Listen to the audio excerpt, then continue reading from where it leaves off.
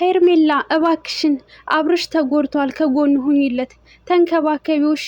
ሚስቱ እንደሆነች አንድ ጊዜ ጠግባለች፣ ጥላው ሄዳለች እና ከጎን ሁኚ አደራሽን። ካስፈለገው ሕክምናም ቢሆን ይዘሽ ሂጂ የኔ እናት እያላችሁ ስትሉ ነበራችሁ ማለት ነው። አብርሽ እንግዲህ እየጨፈረ ለቋል። ይልቃል በረካውን አላህ ያቆይህ ማለት ነው። እውነቴን ነው የምልህ አላህ ያቆይህ። አሰላሙ አለይኩም ወራህመቱላሂ ወበረካቱ። ውድና የተከበራችሁ የቻናል ቤተሰቦች እንዴት ናችሁ? ሁላችሁንም ሰላም ብያለሁ። ለዚህ ቻናል አዲስ የሆናችሁ ሰብስክራይብ እያደረጋችሁ 1000 አስገቡኝ ማለት ነው። የመዳም ቅመም ነኝ አበረታቱኝ ማለት ነው። እና ለሀብታም ብቻ አታጨብጭቡ ማለት ነው። እኛንም አበረታቱን፣ ምክንያቱም አይከፈልበትም። 1000 አስገቡኝ ማለት ነው። እና ጮማ የሆኑ ወሬዎችን ታገኛላችሁ በዚህ ቻናል ላይ። እንግዲህ ትናንትና ማታ አብርሽ ታመም ያለው ብሎ እንግዲህ በጣም የደካከመ ሆኖ በጣም እንደተጎዳ ሆኖ መጥቶ ነበረ ማለት ነው። እና አቤላም አይታችኋል እንግዲህ ሄርሜላ አንቺን ይሰማሻል፣ ስለዚህ ምግብም እንዲበላ ስትናገሪውም እንዲሰማ ብለን ያመጣናት ብሎ እንግዲህ ሄርሜላ ቂጧን ጥላ መታ ነበረ ማለት ነው። እና ስታደባብሰው በቃ ልክ እጅሽ መድኃኒት የተባለች ያክል ስትደባብሰው ነበረ ማለት ነው። እና ታዲያ ሮያል ፋሚሊ ይመቻችሁ ማለት ነው። ምክንያቱም በዚህ በኩል ታመምኩኝ ብሎ ሲመጣ፣ በዚህ በኩል ደግሞ ሮያል ፋሚሊ እኛ እንደምናስብ እንደምንጨነቅ ስለሚያውቁ ማለት ነው። ለምን በበዓሉ ምድር ይጨናነቃሉ ብለው ቅርጽ አድርገው ፖስት ነዋ። አቤላን ማን ቀረጸችው መሰላችሁ? ቤዚማ ሲጀመር ከናልጋ ቤቱ ከነ ሆቴሉ ቡታጅራ ውስጥ ነው ያለ ነው ብላ ሁሉ ቀርጻ ለቃልናለች ማለት ነው። እና ውድ ቤተሰቦቼ ማለት ነው ይሄንን ቀይ ስጋ ክክት አድርገው በሉት በጀማዓ ማለት ነው። የአፊያ ያደርግላችሁ፣ ግን ታሳዝናላችሁ ማለት ነው። ምክንያቱም ይሄን ያክል በተመልካች መቀለድ ምን የሚሉት ነው? እንደው ለዛውም መስቀላችሁ ሁሉ አታዋርደኝ። እውነት እነሱ ሳይሆን እንደውም እኛ ነን የተዋረድ ነው ማለት ነው።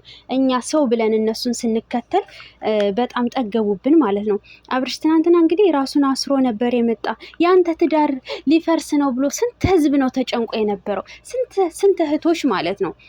ፍቅርህን አጣህ ተጎዳህ ብለው እንደው ላንተ አስበው ሄርሜላ ከጎን ሁኝ እባክሽ እያሉ ማለት ነው ሲሏት፣ ጭራሽ አብርሽ እየጨፈረ በጉራጌኛ እየቀወጠው መጨረሻ ላይ ካሜራውን ሲያይ እንደውም ደንግጦ አፉን ሁላ ያዘ ማለት ነው።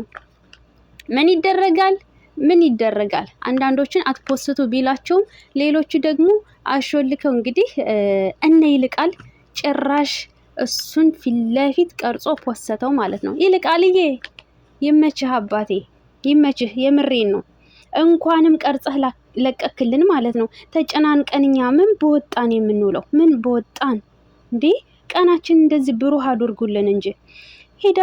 ሄደዋል ተሰብስበው እንዳለ ማለት ነው። ሄዳችኋል እንዳለ ልትዝናኑ። ትናንትና ስትቀውጡት ነው ያላችሁ። ስጋ ስትጠብሱ፣ ስትበሉ፣ ስትሰሩ፣ እንዳለ ስትጨፍሩ ውሎ የለ አዳር የለ ማለት ነው። እዛው ነው ሲጀመር ያመሹት ማለት ነው ጋይስ። እና ምክንያቱም የዩቲዩበሮች በጀማዓ እንግዲህ ቀይ ስጋ ክክት አድርገው ለመብላት ማለት ነው ነበረ። አሁን ደግሞ የመልሱ ፕሮግራም ደግሞ ይቀጥላል ማለት ነው። ዛሬ እንግዲህ የነሩታ እንግዲህ የመልስ ፕሮግራም ይዘጋጃል። ነገ ወዳ ቅዳሜና እሁድ እንግዲህ ያበደ ድግስና ዝግጅት አለ ማለት ነው። ገብል ደግሞ ማለት ነው ከበዓሉ በፊት ቀደም ብለው ደግሞ የሸገር ዩቲዩበሮችና ምንድነው ስሙ የቡታጅራ ዩቲዩበሮች እንዳለ አርደው ማለት ነው ክክት አድርገው ነው እየበሉ ያሉት ማለት ነው። እኛን ደግሞ እዚህ ጋር ታመምን፣ ተቆረጥን፣ ተፈለጥን ብለው እኛን ያሰቃዩናል ማለት ነው። ጨረቃ ፋሚሊ ያልቀረ ሮያል ፋሚሊ በጉራጌኛ ቅውጥ አድርገው ነው ሲጨፍሩት የነበረው ማለት ነው። ቅውጥ አይገልጸውም። እና ውድ ቤተሰቦቼ እንግዲህ አብርሽ ታመምኩኝ እያለ ሲመጣ ጭራሽ ማለት ነው እኔ የገረመኝ ሄርሜላ ከጎኑ ሆኜ አብርሽ ታሟል እባክሽን ሐኪም ቤቱ ሰጂው እያላችሁ ስትሉ የነበራችሁ ነፍስ ይማር ብያለሁ። ሩታ በደለችው፣ አሰቃየችው፣ ካደችው፣ ጥላው ሄደች፣ ጠገበች። መኪናማ ቁልፍ ከተሰጣት ወዲማ ጠገበች እያላችሁ ማለት ነው። ይኸው የጠገበው ማን እንደሆነ እንግዲህ ተመልከቱ። ታመምኩኝ ብሎ ቤብ ምንጊዜ ተሽሎ ሄደ ጭፈራ ላይ ገባ። ሸገር ነን ብላችሁ ሸገር ቤቱ ናችሁ። ጭራሽ ትናንትና ወዲያ እኮ እንደውም ማለት ነው ማን ነገራችሁ ያለሁበትን እያላችሁ ከዛ እንደገና ምን አደረጋችሁ? ቤቱ ናችሁ ደግሞ ቀረጻ አካሄዳችሁ ማለት ነው። ከዛም በኋላ ምን አደረጋችሁ? ቡታጅራ መስላችሁ ትናንትና ማታ ደግሞ ጭፈራ እና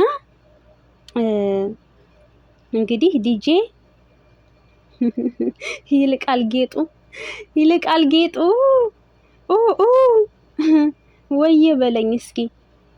እውነቴን ነው። በጣም ነው የምናመሰግነው ከቃላት በላይ።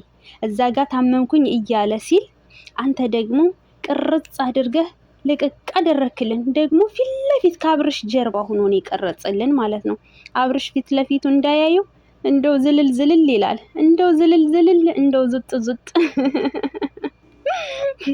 እነ ጽጌና ቤዚማ መቼም አብደዋል፣ ቀውጠውታል። ጭራሽ ጽጌና ቤዚ የለለን የቀወጡት ማለት ነው። ብሩክ የቀረ የለም በነገራችን ላይ እና ቡታጅራ የሆነች እንትን አለች ወጣ ያለች ቦታ ማለት ነው። ማን ነበረ የሚባለው? እንደውም ስሙን ይጠይቃለሁ ማለት ነውና ስሙን አምጡልኝ። ብቻ የሆነች ቦታ አለች ማለት ነው። እዛ ጋ ነው ሄደው ሲዝናኑ የነበረው ማለት ነው።